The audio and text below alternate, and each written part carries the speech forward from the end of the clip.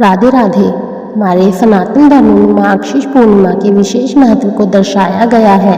माघशीष पूर्णिमा का यह पवित्र त्योहार इस साल 15 दिसंबर 2024 को मनाया जाएगा। पुराणों में माघशीष पूर्णिमा के दिन स्नान और दान करने को बहुत खास बताया गया है। इस दिन चंद्रमा का पूर्ण स्वरूप दिखाई देता है और सूर्य व चंद्रमा सप्तक होते हैं। कहा जाता है कि माघशीष पूर्णिमा के दिन जल और हमारे आसपास के वातावरण में विशेष ऊर्जा होती है। इस दिन स्नान, दान और ध्यान को विशेष रूप से फलदायी माना गया है। पूर्णिमा के स्वामी चंद्रमा होते हैं, इसलिए माना जाता है कि इस दिन किसी भी तरह की मानसिक समस्या से छुटकारा मिलता है। माघशीष पूर्णिमा के दिन चंद्रदेव की पूजा का काफी महत्व है। आइए जानते हैं माघशीष पूर्णिमा का क्या महत्व है। पूर्णिमा के दिन चंद्रमा पृथ्वी पर मौजूद हर तत्वों को पूर्ण रूप से प्रभावित करता है। यही कारण है कि इस दिन को दैवीयता का एक दिन भी माना जाता है। इसके अलावा इसे हिंदू कैलेंडर के सबसे पवित्र माह का आखिरी दिन कहा जाता है। शास्त्रों में बताया गया है कि इस दिन दान करना अत्यंत लाभकारी होता है।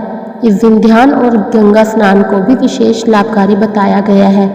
माघशीष पूर्णिमा के इस शुभ अवसर पर श्री हरि विष्णु और भगवान भोलेनाथ की उपासना करनी चाहिए और उनकी पूजा करके आशीर्वाद प्राप्त करना चाहिए।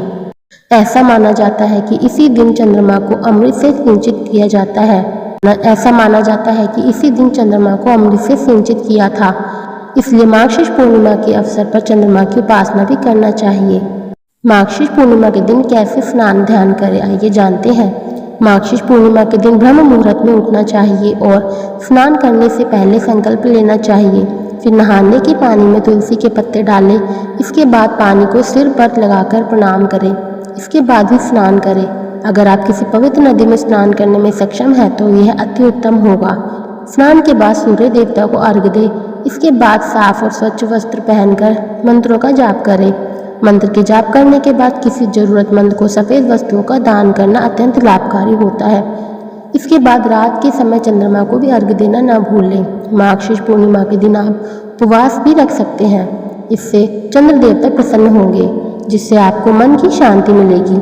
माघशीष पूर्णिमा के दिन सत्यनारायण व्रत कथा का भी विशेष महत्व माना गया है। इस दिन चंद्रदेव और भगवान शंकर की आराधना की जाती है। साथ ही भगवान सत्यनारायण की कथा का भी प्रावधान है। भगवान सत्यनारायण की कथा कराने से व्यक्ति को हर तरह की सुख, समृद्धि और मानसिक शांति प्राप्त होती है। इस दिन अगर कोई व्यक्ति पूरे विश्वास, श्रद्धा और आस्था के साथ उपवास करता है तो उसे इसी जन्म में मोक्ष की प्राप्ति हो सकती है। आइए जानते हैं पूर्णिमा के दिन चंद्रमा कैसे प्रभावशाली हो। ज्योतिष शास्त्र में बताया गया है कि इस दिन चंद्रमा काफी प्रभावशाली होता है, क्योंकि इस तिथि को सूर्य और चंद्रमा ठीक आमने सामने होते हैं। चंद्रमा को मन का कारक माना गया है। अगर व्यक्ति चंद्र ग्रह की शांति के लिए कोई उपाय करते हैं तो उसे जीवन में शांति प्राप्त होती है। माघशीष का महीना भगवान श्री कृष्ण को सबसे अधिक प्रिय है। अर्जुन को गीता का उपदेश देते हुए उन्होंने कहा है कि मासानाम माघशीषु अहम, अर्थात मासों में मैं माघशीष हूँ। इस साल यह माह 15 दिसंबर 2024 तक रहेगा। इसके बाद पौष महीने की शुरुआत होगी। हिंदू धर्म में माघशीष यानी अगहन माह का अत्यधिक महत्व है। स्कंद पुराण और पद्म पुराण के अनुसार अगहन का महीना भगवान विष्णु की कृपा प्राप्त करने का श्रेष्ठ महीना है। इस महीने में कुछ खास लेकिन आसान उपायों से भगवान विष्णु को प्रसन्न कर उनकी कृपा पाई जा सकती है।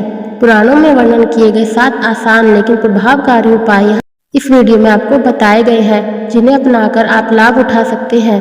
आइए जानते हैं वे क्या उपाय हैं।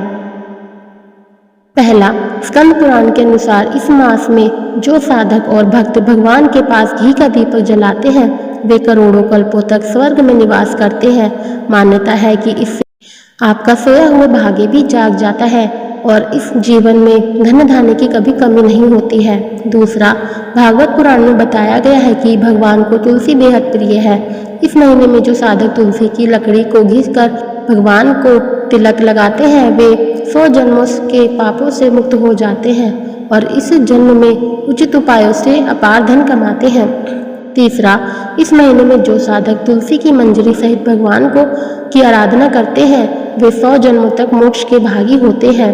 साथ ही इस जन्म में सौभाग्य धन से कभी वंचित नहीं होते हैं। चौथा, इस माह में भगवान का अभिषेक शहद से करने पर व्यक्ति स्वर्ग में निवास करता है। यदि उसका पृथ्वी पर फिर जन्म होता है तो वह राजाओं के जैसी जिंदगी जीता है, यानी महाधनवान होता है। पांचवा, अगहन माह में भगवान का अभिषेक और स्नान दूध से अवश्य करवाना चाहिए। इससे बड़े से बड़ा पाप भी कट जाता है। यदि दुग्धाभिषेक के समय शंख की ध्वनि यानी शंख बजाया जाए तो पितरों को स्वर्ग में विशेष सम्मान प्राप्त होता है। छठा, पूजन के समय एक उपचार में प्रत्येक बार घंटी बजाने से सौचंद्रायण व्रत करने का फल मिलता है। एक उपचार में घंटी बजाने का मतलब है कि तिलक लगाएं तब भी घंटी बजाए, पुष्प चढ़ाए तब भी घंटी बजाए, वस्त्र या भोग अर्पित करें तब भी घंटी बजाए, यानी हर पूजन क्रिया पर घंटी बजाएं। सातवां और आखिरी, पुराणों के अनुसार अगहन माह में भगवद गीता का पाठ करना विशेष फलदायी माना गया है। इस माह में ओम नमो भगवते वासुदेवाय मंत्र का जाप प्रतिदिन करने से जीवन की हर बाधाएं दूर होती है, जीवन में साहस और विवेक का संचार होता है, आत्मविश्वास बढ़ता है। आशा है हमारी वीडियो आपको बहुत पसंद आई होगी तथा आपके लिए लाभकारी सिद्ध होगी। यदि आपको हमारी वीडियो पसंद आए तो कृपया लाइक और कमेंट करके ज़रूर बताइएगा। यदि आप हमारे चैनल पर नए हैं तो चैनल को सब्सक्राइब करना ना भूलिएगा तथा बेल आइकन जरूर दबाइएगा, जिससे हमारे आने वाली नई वीडियो आप तक पहले पहुंच सके। राधे राधे।